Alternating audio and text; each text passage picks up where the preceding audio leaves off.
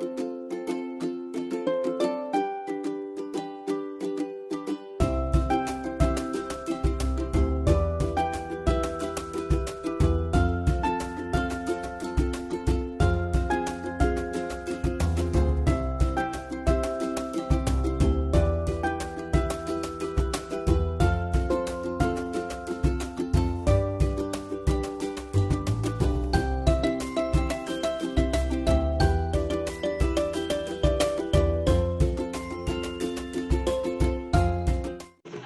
warahmatullahi wabarakatuh.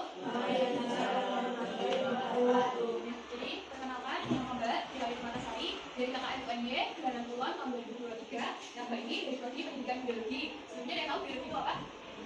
Biologi. Biasanya kalian kan belajar tentang hewan, tumbuhan, kemudian ada bagian-bagian tubuh.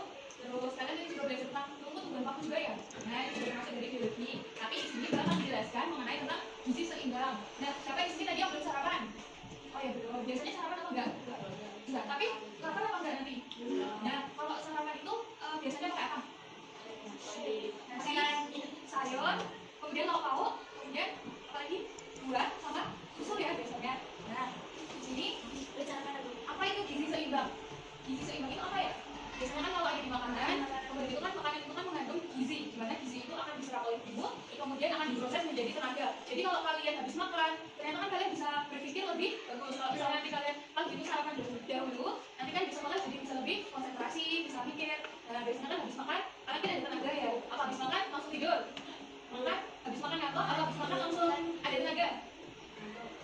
Ya biasanya kan kalau habis makan ada yang ngantuk, tapi kan makan ini kan untuk memperoleh tenaga. Jadi nanti di dalam tubuh kalian akan terjadi proses kimiawi di mana kemudian akan digunakan tubuh untuk beraktivitas.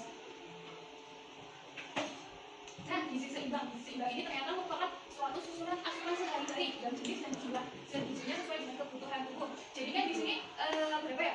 Ada kelas 1, kelas 2, kelas 3 sampai kelas 6. Tapi itu kan kebutuhan gizinya berbeda-beda ya. Misalnya kalau makan ada yang satu porsi penuh, ada yang nasinya penuh, ada yang lauknya lebih banyak, ada yang sayurnya lebih banyak. Nah, kalau kalian yang mana? Nasinya banyak, lauknya banyak, apa sayurnya yang banyak? Nah, biasanya kan kalau anak cowok kan ada yang lebih, makanya makannya lebih banyak ya daripada yang cewek. Pemenuhan asupan gizi ini juga harus memperhatikan fungsi keanekaragaman pangan, aktivitas fisik, perilaku hidup bersih, dan mempertahankan berat badan normal untuk mencegah masalah gizi. Termasuk kategori kurus, normal, atau gemuk atau obesitas. Tapi kalau kurus kita berarti harus memperbanyak makan. Kemudian kalau gemuk nanti kita bisa diet atau olahraga dan olahraga. Nah, kemudian pesan pokok pada beban gizi yang seimbang ini adalah yang pertama yaitu kita harus mensyukuri dan menikmati aneka Jadi misalnya dari proteinnya nggak harus daging ya, nggak harus ikan, tapi dari tahu tempe itu juga boleh. Sayuran juga nggak harus yang mewah-mewah seperti brokoli apa-apa. Tapi sayuran itu yang di sekitar, misalnya kayak daun singkong atau daun pepaya atau yang mudah-mudah kampung, nah itu juga boleh. Kemudian buah-buahan juga nggak harus yang mahal-mahal. Buah pisang itu juga ternyata banyak gizinya. Buah pisang, buah nangka, buah mangga. Kemudian berbanyak makan sayur yang cukup buah-buahan. Nah, iya, karena itu kalau kita mengonsumsi banyak sayur, nanti itu misalnya di sini ada nggak yang BAB-nya itu sulit? Kayak buang air besar itu sulit. Nah itu harus memperbanyak sayur. Sayur itu kan memiliki kandungan serat. Nanti kalau kalian banyak makan sayur, BAB-nya jadi lancar. Kemudian mengonsumsi lauk pauk berprotein tinggi. Lauk pauk berprotein tinggi itu contohnya adalah ada daging dan ikan. Tapi seminggu itu minimal 1 kali untuk mengonsumsi ayam dan ikan. Nah kemudian konsumsi aneka ragam makanan pokok. Dan ini kenapa kita harus mengonsumsi banyak? Misalnya nasi. Nasi itu kan banyak mengandung karbohidrat. Tapi kan nasi nggak mengandung vitamin. Makanya biar memenuhi vitaminnya kita harus makan buah. Kemudian juga ada pertanyaan lagi ya.